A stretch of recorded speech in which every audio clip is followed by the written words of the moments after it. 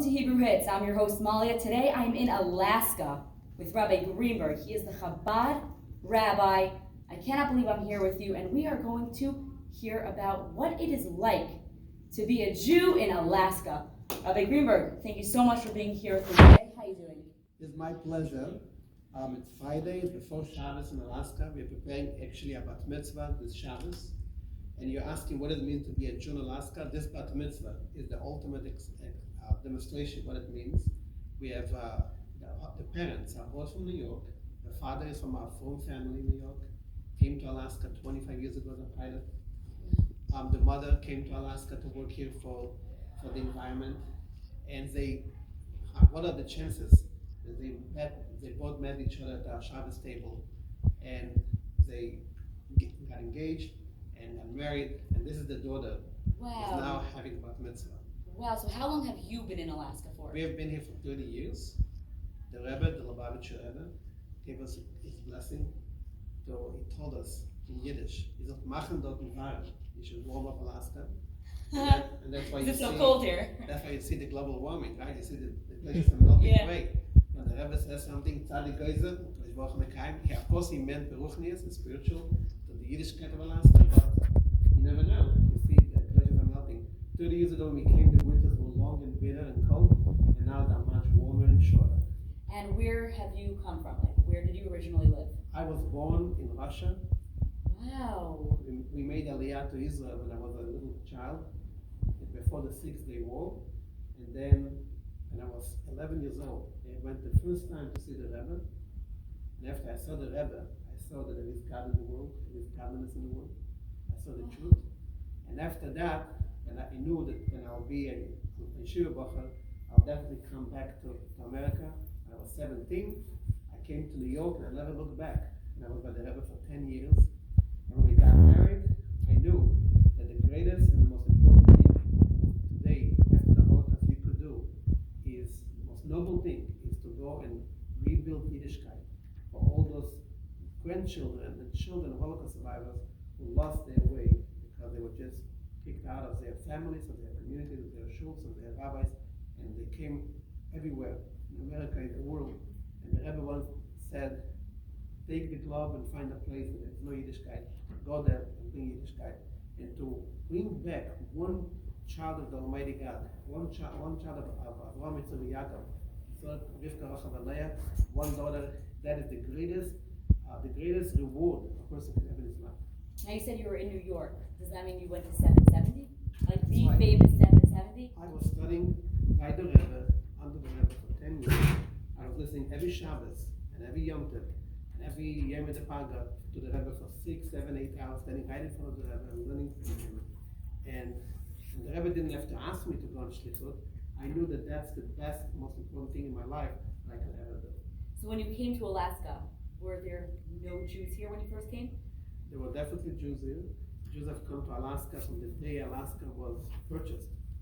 150 years ago, it was actually a Jewish idea. We have a Jewish museum that tells the story of Jewish life in Alaska, and we'll be there later. Yeah.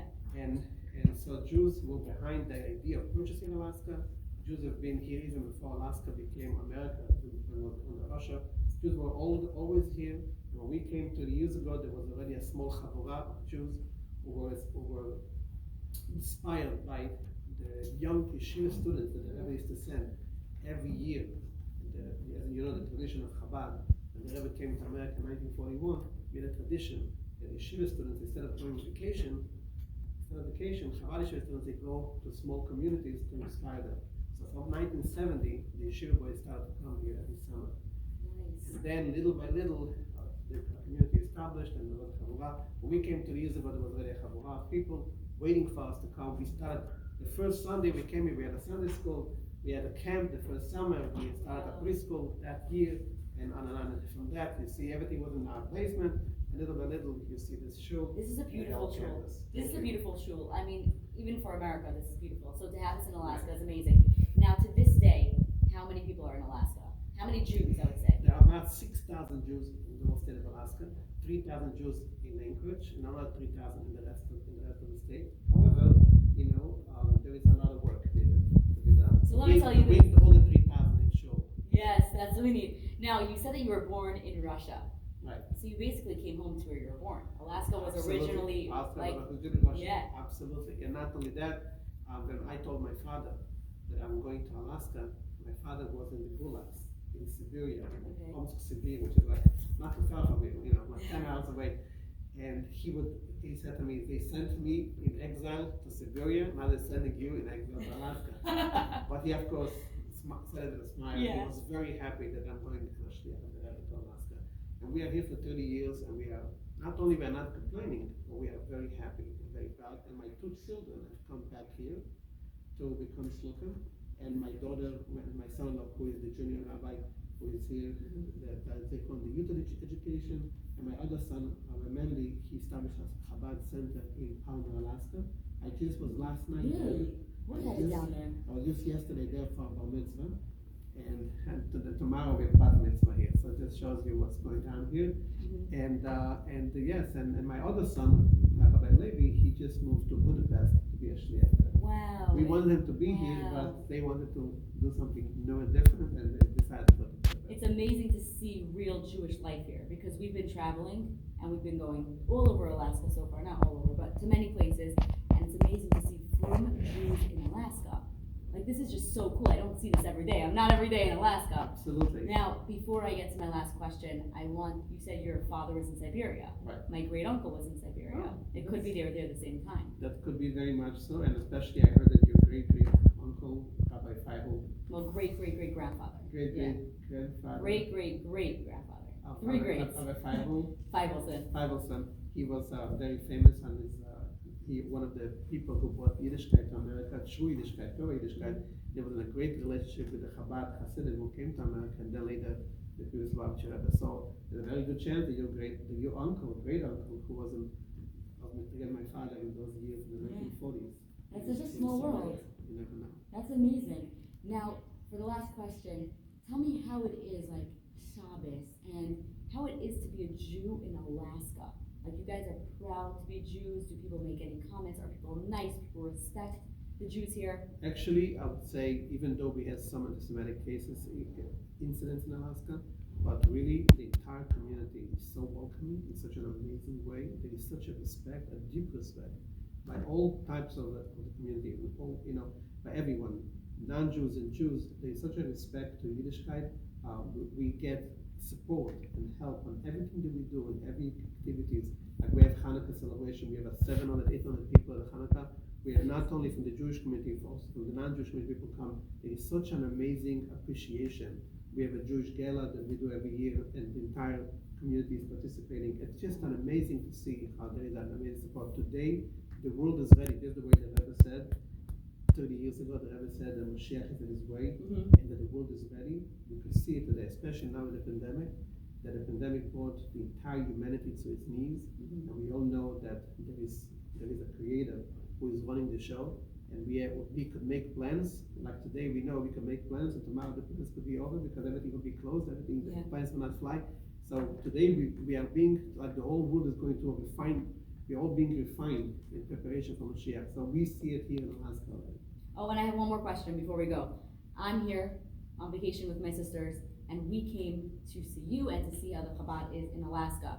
How do you feel guests coming into your space?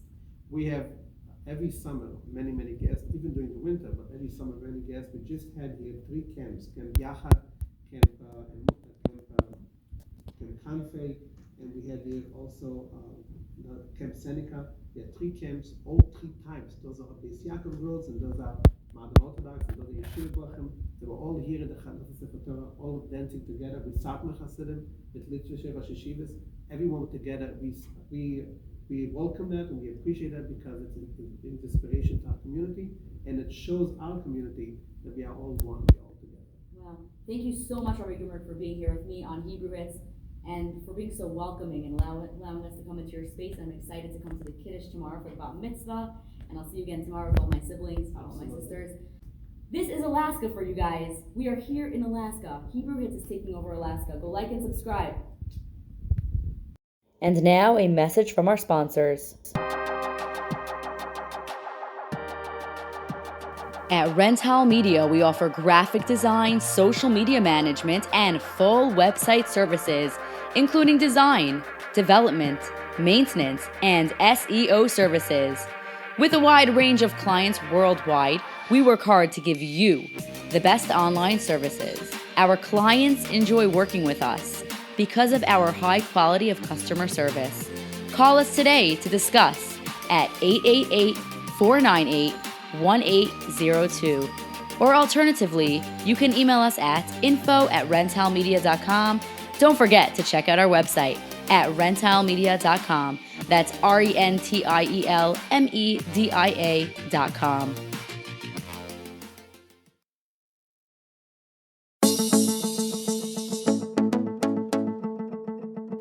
Hey guys, you all know the purple guy, don't you? Well, I'm here to tell you about his business. He is an exhibit partner, and he can literally produce anything that you can imagine. He owns a company called Purple Exhibits. His name is Itzi Holtzler, and he eliminates every reason why the preparation and setup of your exhibit can cause you a headache. With Purple Exhibits, he has a saying, just show up. What does that mean? Well, there are two options when it comes to Purple Exhibits. The first option is the portable booth that Purple Exhibits prepares, which takes seconds for you to set up. The second option is the custom booth that Itzi's expert designers plan, create, deliver, and build at the show. Not only that, Itzi is an awesome guy, so it doesn't stop there. From the very first call, Purple Exhibits makes sure they understand your brand and they build an exhibit booth to your exact specifications without squandering your time. Not only that, after the show, your exhibit can be shipped to you or stored for you. Choose Purple. Remember to keep your smile on. Go to purpleexhibits.com to schedule your free consult.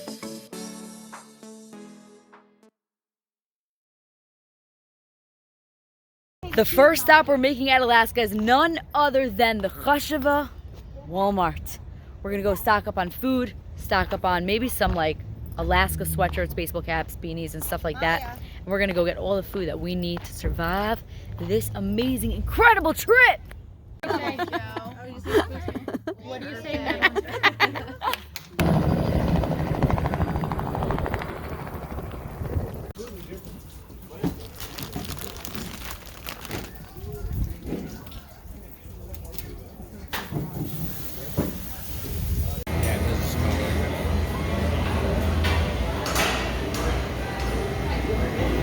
This is ice. It's glacier ice. This is glacier ice. So our crew on the ship just went ice fishing. So they didn't catch fish, they caught ice. They put a net in the water and they got this. Here we are on this beautiful day. On this beautiful dock. Why are we Gorgeous. selfie here, the three of us all together? We're hiking in Alaska. These are the views. Whew, super cool. The girls hiking. You came here to take a picture of Look, me. look, look, look, look. Look at that. Just look at that zoom.